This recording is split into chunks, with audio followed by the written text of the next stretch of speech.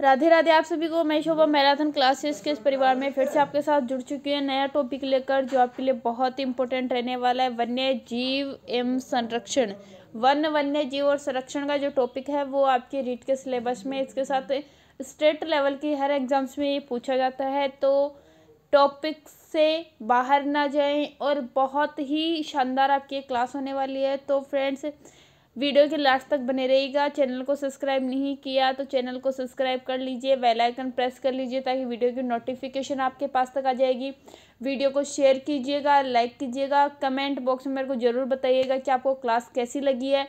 और इसमें आपको कोई वो नहीं करने की ज़रूरत है, ये RBSC बुक्स का सारा रिकॉर्ड लिया हुआ है, तो आपको इसमें टेंशन लेने की ज़रूरत नहीं है। इसके साथ फिर से मैं आपको अपडेट देती हूँ कि जो रीट की विज्ञप्ति है वो अभी या तो 2-4 दिन में आ जाएगी या अपने फर्स्ट और सेकंड वीक में अपने यहाँ पे जारी हो जाएगी, यानी दिसंबर लास्ट तक अपने को रीट की विज्ञप्ति मिल जाएगी।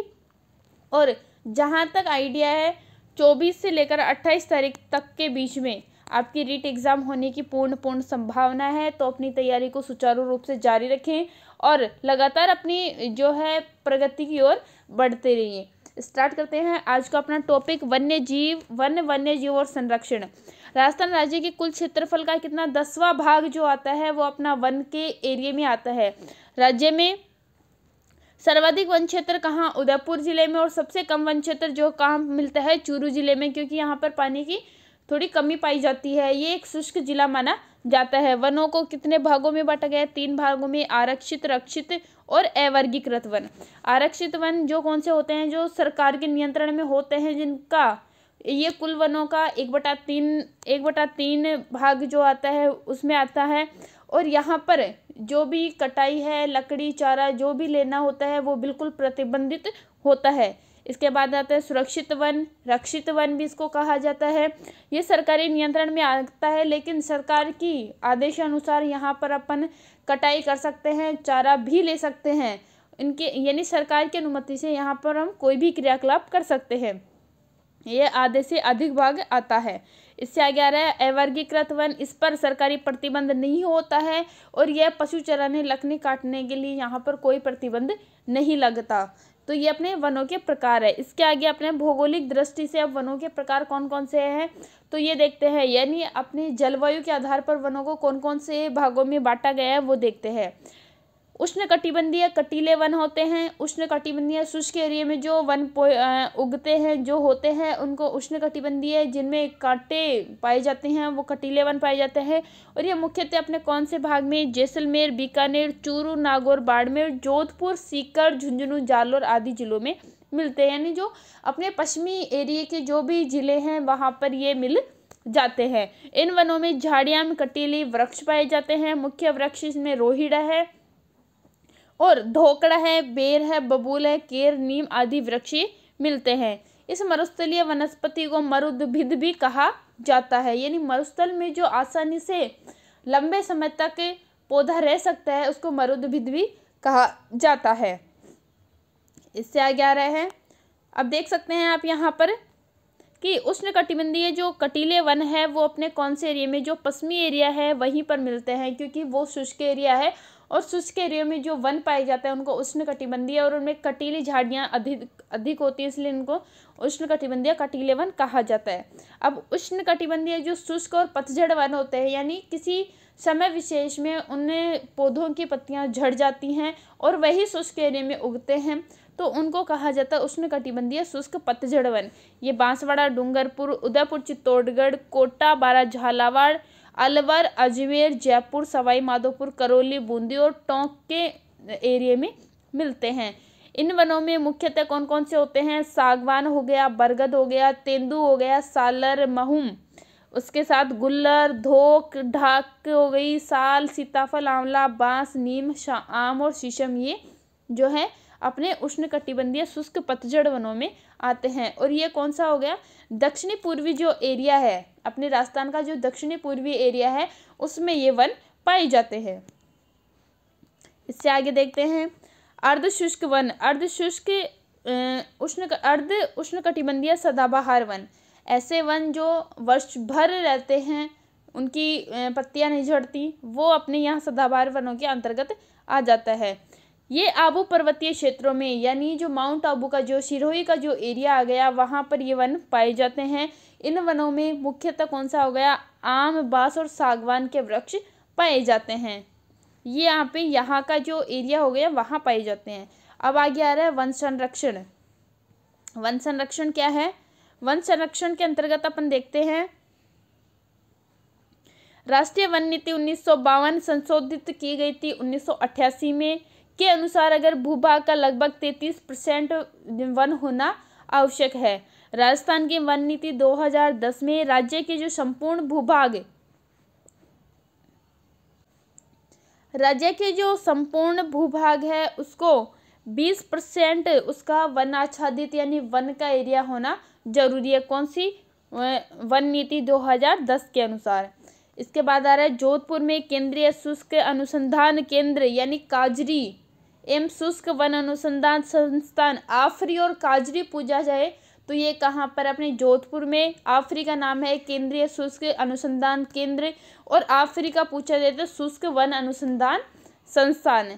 अमृता देवी के नेतृत्व में 1730 ईस्वी में 363 लोगों ने, पुरुष एवं महिला, इनके साथ बच्चों ने वृक्षों को बचाने के लिए अपने वृक्षों से लिपटकर अपना बलिदान दिया था। अमृता देवी की स्मृति में यहाँ पर मृग उपवन स्थापित किया गया है। यहाँ पर प्रतिवर्ष भाद्रपद शुक्ल पक्ष की दशमी को यहाँ पर विश्व का एकमात्र वृक्ष मेला यहाँ पर लगता है। यानी जो अमृता देवी बिश्नोई ने अपने नेतृत्व में 363 लोगों ने वृक्षों को बचाने के लिए जो अपने प्राणों का बलिदान दिया था, उनकी स्मृति में हर वर्ष भाद्रपद शुक्ल पक्ष की दशमी को यहाँ पर वृक्ष मेला लगता है, जो विश्व का एकमात्र वृक्ष मेला माना जाता है। इसके आगे आ रहा है राष्ट्रीय उद्यान। राष्ट्रीय उद्यान ये भी आपके रीट के सिलेबस में ऐसे के ऐसे दे रखा है, तो इससे आपको मैं बता दूं कि राष्ट्रीय उद्यान में अपने राजस्थान के कौन कौन से हैं। केवलादेव राष्ट्रीय उद्यान जो भरतपुर में है, रणथंभौर राष्ट्रीय उद्यान जो सवाई माधोपुर में है, और मुकुंदरा हिल्स राष्ट्रीय उद्यान ये कोटा और चित्तौड़गढ़ के एरिया में आता है। वन्य जीव अभ्यारण्य कौन कौन से हैं? वन्य जीव अभ्यारण्यों के अंतर्गत वन्य जीव अभ्यारण्य के अंतर्गत अपना राष्ट्रीय अमर उद्यान वन्य जीव अभ्यारण्य पहला आ गया, ये है जैसलमेर बाड़मेर में, और यहाँ का मुख्य जो वन्य जीव है गोडावन हो गया, भेड़िया और सियारी अपने यहाँ पर मुख्य पाए जाते हैं। दूसरा हो गया केला देवी वन्य जीव अभ्यारण्य, ये कहाँ है? सवाई माधोपुर और करौली के एरिया में। यहाँ पर भगेरा, चीतल, खरगोश और भेड़िए पाए जाते हैं। इसके आगे आ गया कुंभलगढ़ वन्य जीव अभ्यारण्य, ये है राजसमंद, उदयपुर और पाली के क्षेत्र में। बालू, भाग, चिंकारा और नीलगाय यहाँ पर पाई जाती हैं। इसके साथ आ गया आपका फुलवारी किनार, ये उदयपुर में है, और सरिस्का अभ्यारण्य अपना अलवर में है। इसके साथ टोडगढ़ रावली वन्य जीव अभ्यारण्य है राजसमंद, जैसलमेर, पाली में। इसके साथ सीता माता, ये प्रतापगढ़, चित्तौड़गढ़ और उदयपुर में। ये सीता माता किनके लिए? उड़न गिलहरियों के लिए प्रसिद्ध माना जाता है। माउंट आबू वन्य जीव अभ्यारण्य सिरोही में है, और इसके साथ रामगढ़ विषधारी वन्य जीव अभ्यारण्य ये बूंदी में है। और कहा यहाँ पर मैं आपको एक चीज़ और बता देती हूँ कि चौथा टाइगर रिजर्व रामगढ़ विषधारी है। इसके साथ साथ आगे आ रहा है राष्ट्रीय चंबल घड़ियाल, जो है कोटा, सवाई माधोपुर, करौली और धौलपुर के अंतर्गत ये आता है। इससे आगे देखते हैं अपना इम्पोर्टेंट जो एरिया था अभ्यारण्यों का वो कंप्लीट हो चुका है। इसके आगे मैं आपको एक बार बता दूं कि आपके लिए इम्पोर्टेंट जो हैं राजस्थान के प्रमुख शासक, वो टॉपिक मैं आपके लिए लेके आई हूँ, और इससे बाहर आपको RBSC बुक्स NCERT के बेस पे ये है, तो इससे बाहर आपको कुछ देखने को नहीं मिलेगा। तो उसी को मैं इसमें ऐड करके आपको एक दे रही हूँ। पृथ्वीराज चौहान 1177 से 1192 तक इनका कार्यकाल था। पिता इनके सोमेश्वर चौहान है, माता इनकी कर्पूर देवी है। पृथ्वीराज चौहान में योग्य प्रशासक, वीर एवं साहसी योद्धा व सेनानायक आदि के गुण थे। पृथ्वीराज को 6 भाषाओं का ज्ञान था। इनके दरबार के प्रमुख लेखक कवि विद्यापति, गौड़, वागीश्वर, जननायक, विश्वरूप, जनार्दन चंद्रवर्धय एवं पृथ्वी भट्ट थे। महाराणा कुंभा 1433 से 1408 तक इनका ईस्वी तक इनका कार्यकाल है और जन्म है इनका 1417 में चित्तौड़ में इनका जन्म हुआ था। 1433 में मेवाड़ के राज सिंहासन पर ये बैठे थे महाराणा कुंभा। महाराणा कुंभा की राजनीतिक उपलब्धियों में बूंदी, गागरोन, सिरोही,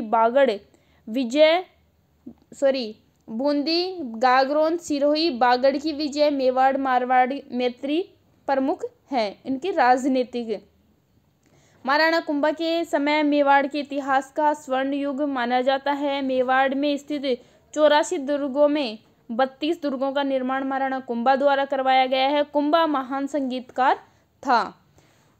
कुंभा के अचलगढ़ दुर्ग, बसंती का दुर्ग, भोमट दुर्ग, मचान दुर्ग, कुंभलगढ़ दुर्ग, चित्तौड़ के दुर्ग में स्थित विजय स्तंभ का निर्माण इन्होंने करवाया है।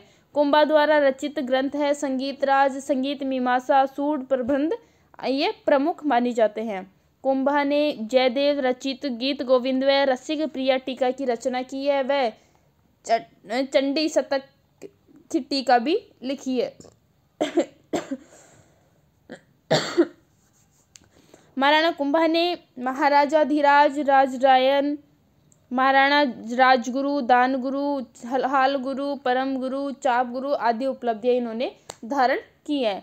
तो आपके लिए इम्पोर्टेंट यही रहने वाला है। सबसे ज़्यादा क्वेश्चन में पूछा जाता है स्वर्ण युग के बारे में। उसके बाद सर्वाधिक दुर्गों का निर्माण करने वाला कौन है? महाराणा कुंभा। और इनकी जो रचित ग्रंथ है वो। इससे आगे आ रहा है महाराणा सांगा। महाराणा सांगा 1509 से 1528 ईस्वी तक है।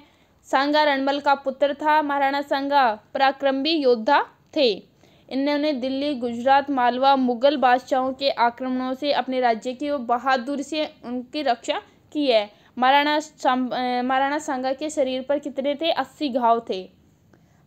इससे आगे आ रहा है राणा मालदेव। महाराणा मालदेव में 1532 से 1562 तक है। मालदेव राठौड़ वंश का राव गंगा के ज्येष्ठ पुत्र थे। राव मालदेव का शासन मारवाड़ का शौर्य युग कहलाता है।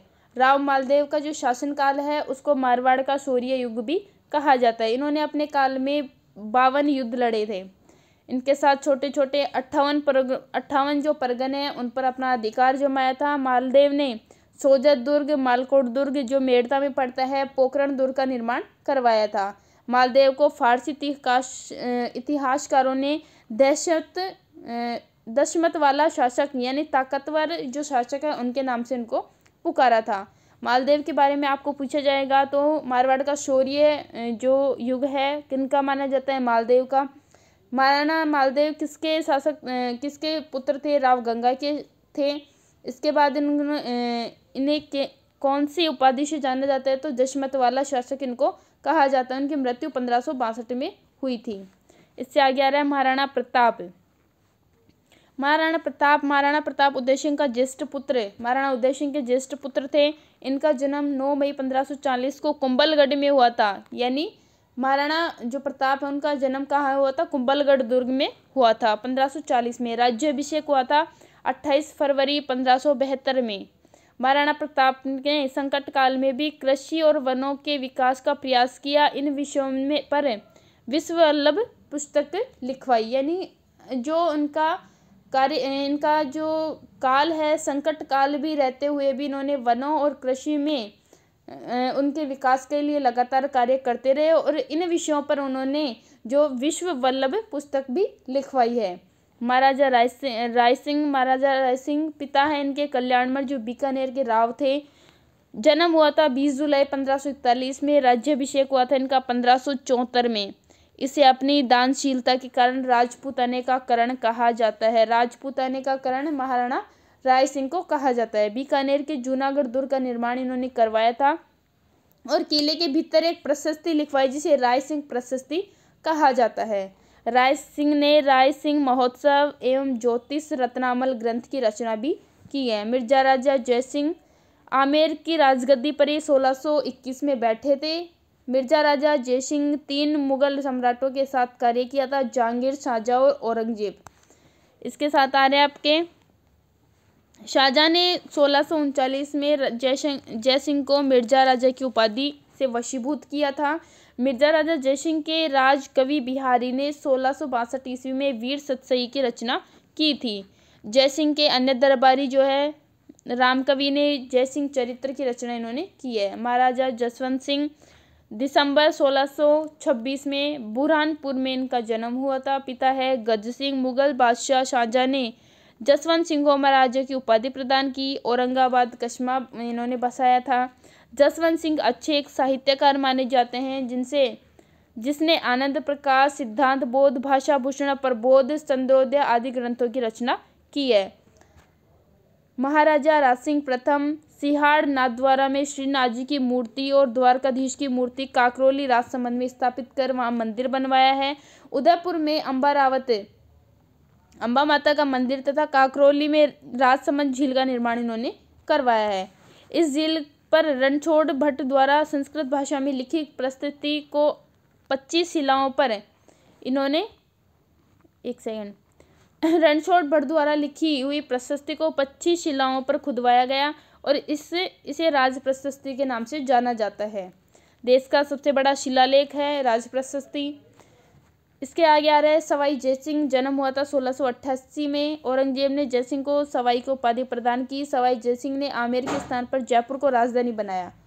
सवाई जयसिंह ने 1725 में नक्षत्रों की गति की गणना के लिए एक शुद्ध सारणी का निर्माण करवाया था, जिसका नाम तत्कालीन मुगल बादशाह जीज-ए-मुहम्मद शाही के नाम से रखा गया है।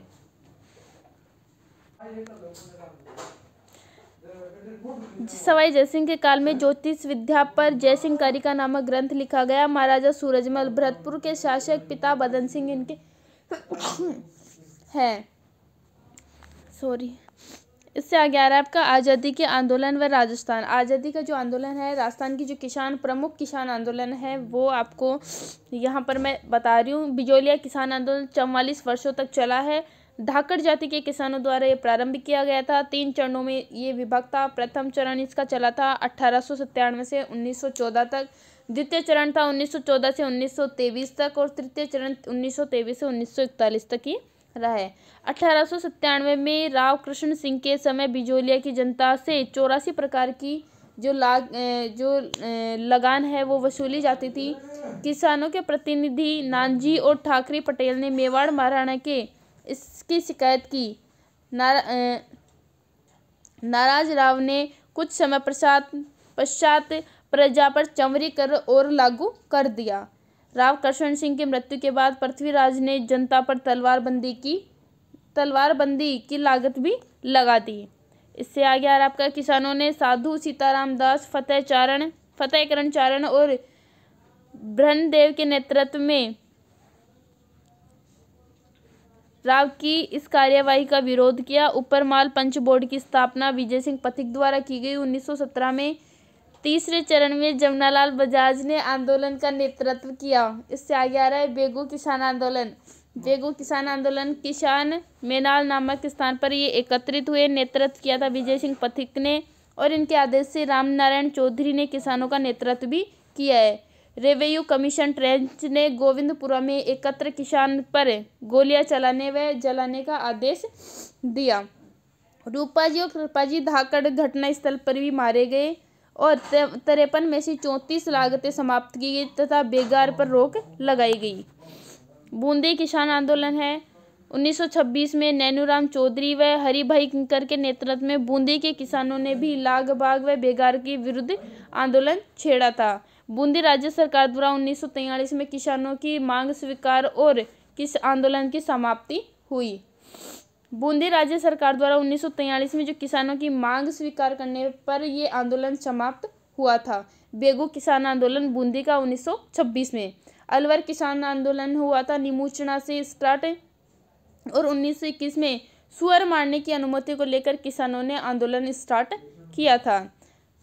1925 ईस्वी में अलवर महाराजा द्वारा की गई लगान के विरुद्ध किसानों ने निमूचना गांव में एक सभा का आयोजन किया और गांधी जी ने इस घटना की आलोचना करते हुए राजस्थान का जलियांवाला बाग हत्याकांड कहा। अगर पूछा जाए राजस्थान का जलियांवाला बाग हत्याकांड किसको माना जाता है तो अलवर किसान आंदोलन के तहत जो यहाँ पर एक हत्याकांड हुआ था उसको जलियांवाला बाग हत्याकांड की उपाधि दी जाती है।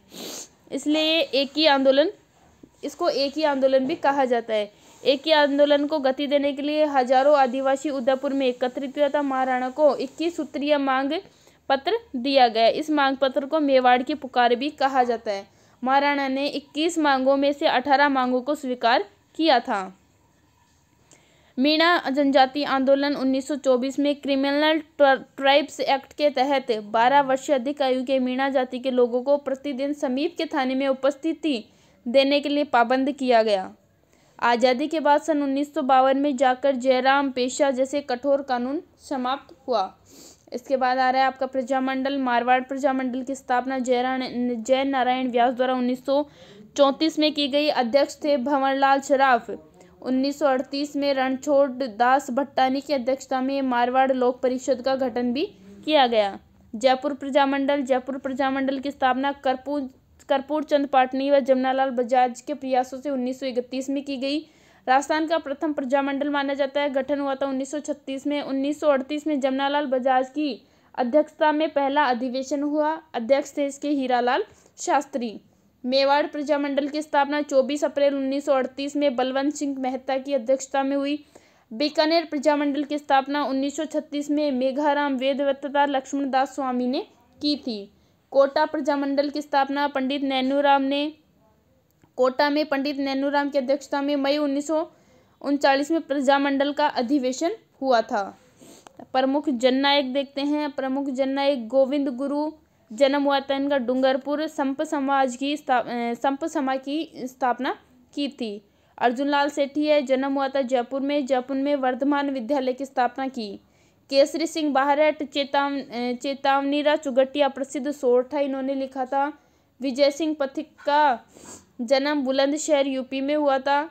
बिजोलिया किसान आंदोलन का नेतृत्व इन्होंने किया। बचपन का नाम था भूप सिंह गुर्जर। 1919 में वर्धा में राजस्थान सेवा संघ की इन्होंने स्थापना की थी। सेठ दामोदर दास राठी, जन्म हुआ पोखरण में 1921 में ब्यावर में आर्य समाज की नींव रखी। ठाकुर जोरावर सिंह बारहट, चांदनी चौक में लॉर्ड हार्डिंग व बम फेंकने वाले रास बिहारी बोस के साथ ठाकुर जोरावर सिंह भी साथ थे। कुंवर प्रताप सिंह केसरी सिंह बारहट के पुत्र थे। बरेली जेल में अल्प आयु में शहीद हो गए। राव गोपाल सिंह खेरवा, राजस्थान में सशस्त्र क्रांति का कार्य सौंपा था। ये आपके लिए इम्पोर्टेंट जो भी मटेरियल था वो आपके सामने मैंने आपको दे दिया है। तो फ्रेंड्स, उम्मीद करती हूँ आपको वीडियो बहुत अच्छा लगा होगा। इसलिए मैराथन क्लासेस के यूट्यूब चैनल को सब्सक्राइब करें, वीडियो को लाइक करें, शेयर करें, कमेंट करना ना भूलें और नई अपडेट और ऐसे क्लासेस लेने के लिए मैराथन क्लासेस से जुड़े रहिए। बेल आइकन जरूर प्रेस कर देना ताकि वीडियो की नोटिफिकेशन आप तक आ जाएगी। जय श्री कृष्ण। आप फिर मिलते हैं नए वीडियो के साथ। तब तक बने रहिए मैराथन क्लासेस के यूट्यूब चैनल पर। राधे राधे।